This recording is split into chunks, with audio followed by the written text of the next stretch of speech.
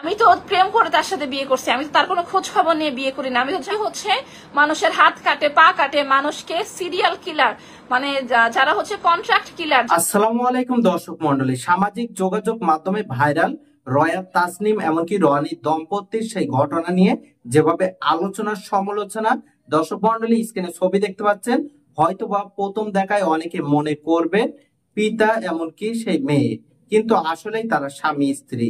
যেখানে স্ক্রিনে ছবি দেখতে পাচ্ছেন রয়াত তাসনিম নামে এই বোনটি যে নাকি 3টি বিবাহ করেছে। নম্বর স্বামীর সাথে 2বার বিবাহ হয়েছে, এমনকি 5বার ইতিপূর্বে বিবাহর বিষয় নিয়ে সেই রয়াত তাসনিমের ঘরে একটি কন্যা সন্তান আছে।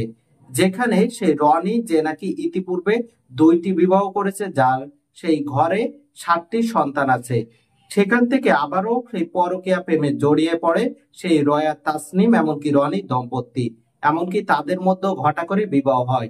আপনারা স্ক্রিনে ছবি দেখতে পাচ্ছেন। কিন্তু হঠাৎই সেই রয়াত তাসনিম সেই স্বামীর সাথে পরকীয়া প্রেমে আসক্ত হয়ে পড়ে বলে সেই রনি যে নাকি বক্তব্য প্রদান করে, এমনকি সেই বিষয়টি রাগে ক্ষোভে সেই রয়াত তাসনিম সেই স্ত্রীকে মারধর করে।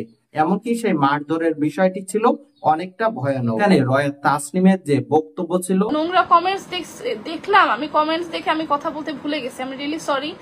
আমি একটা প্রশ্নের উত্তর আমি দিতে পারি না যে এতদিন পরে আমার এই ঘটনাটা হয়েছে এপ্রিলের 10 তারিখে, রোজার ঈদের আগের দিন। হ্যাঁ, আমি এতদিন পরে কেন মানুষের সামনে আসলাম? ফার্স্ট অফ অল, আমি আমার সেকেন্ড ম্যারেজ, আমি এটা সত্যি কথা, আমার মা, আমার বোন, আমার ফ্যামিলিগত লজ্জায় যে মানুষ এগুলো জানাজানি হবে। হ্যাঁ, বাংলাদেশের যে একটা প্রেক্ষাপট, বাংলাদেশের এই প্রেক্ষাপটে এতগুলা মানুষের জানাজানি হবে যে তুই এক জামাই ছেড়ে আরেক, যে গালি আপনারা আমাকে দিতেছেন যে আমি একজন হাজবেন্ডকে রেখে আরেকটা বিয়ে করছি। হ্যাঁ, এই লজ্জার কারণে ফার্স্ট অফ অল আমি এতদিন মানুষের সামনে আসি নাই। আমি আমার ফেসবুকে একটা মানুষকে জানাই নাই যে আমার সাথে কি হয়েছে, আমার কোনো একটা ফ্রেন্ড জানে না যে আমার সাথে কি হয়েছে। আমি এই 4 মাস ধরে, আজকে সবাই জানছে, আজকে শুধু দেশবাসী না, আজকে আমার ফ্রেন্ডরাও জানছে যে আমার সাথে কি হয়েছে। অ্যাকচুয়ালি আমি, আমার ফ্যামিলির মানুষ ছাড়া কেউ জানতো না যে আমার সাথে কি হয়েছিল।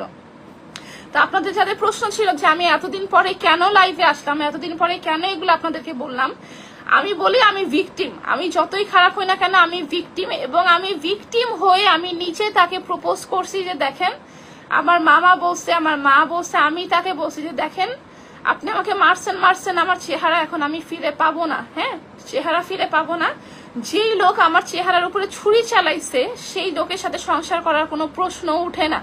আমি আপনার সাথে কোনো রকম কোনো সংসার করব না। আপনি আমাকে ডিভোর্স দিয়ে, মিউচুয়ালি ডিভোর্স দিয়ে আপনি আপনার মতো চলে যান, আমাকে আমার মতো থাকতে দেন। সে লাইভে এসে বলছে, এই কথাটা আমি বলতে ভুলে গেছি, সে লাইভে এসে বলছে যে আমি এখন দেশবাসীর সিম্প্যাথি নিয়ে আমি তার কাছে 10 কোটি টাকা চাবো, 5 কোটি টাকা চাবো। হ্যাঁ, তার কাছে 10 কোটি 5 কোটি টাকা চাওয়ার জন্য আমি দেশবাসীর কাছে সামনে আসি নাই।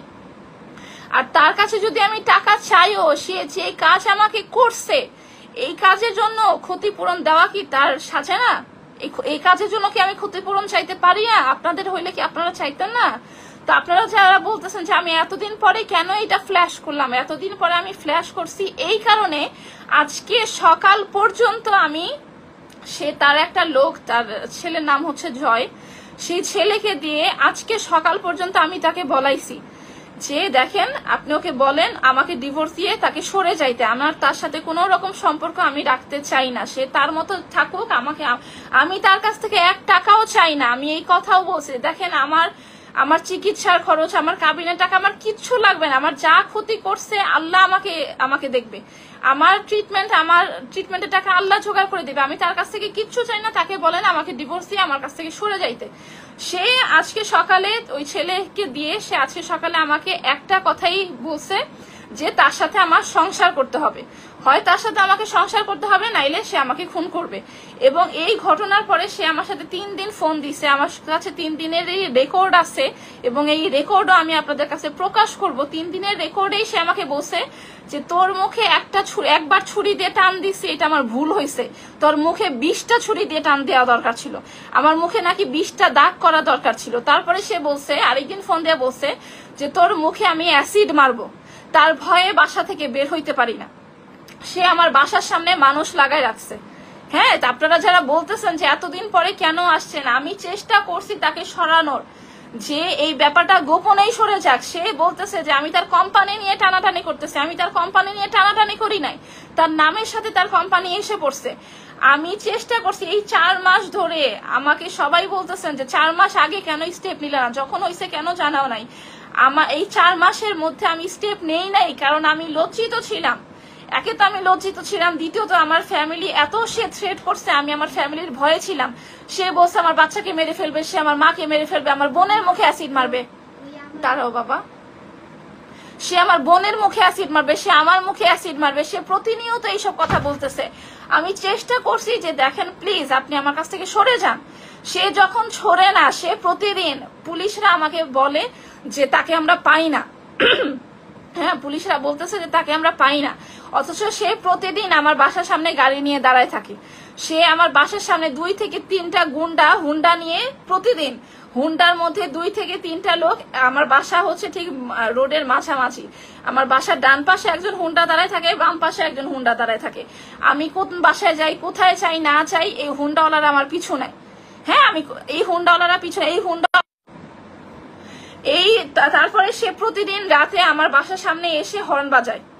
প্রতিদিন তার নামে আমি মামলা করছি। যারা বলতেছেন যে কিছু নেই না, আমি যখন 20 দিন তাকে যেভাবে মারধর করা হয় আপনারা সামাজিক যোগাযোগ মাধ্যমে সেই ছবি ইতিপূর্বে দেখে থাকতে পারেন। এখানে সেই রয়া তাসনিম এমনকি রনির একটি কোম্পানিতে চাকরি করত, যেখান থেকে প্রেমের সম্পর্ক তৈরি হয়, এমনকি বিবাহ বন্ধনে আবদ্ধ হলেও তাদের ঘরেও একটি সন্তান ছিল বলে তথ্য উঠে এসেছে।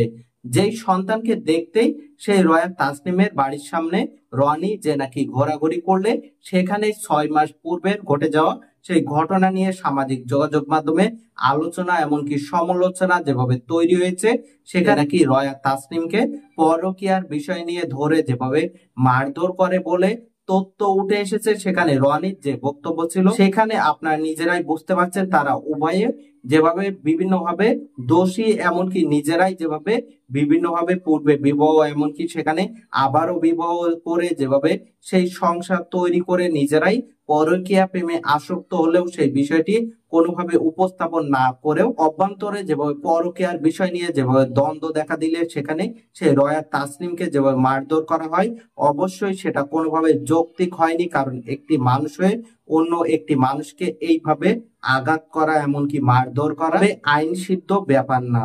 সেখানে যেভাবে সেই বিষয় নিয়ে আলোচনা সমালোচনা তৈরি হয়েছে, আপনাদের ব্যক্তিগত মন্তব্য কমেন্ট বক্সে জানাবেন।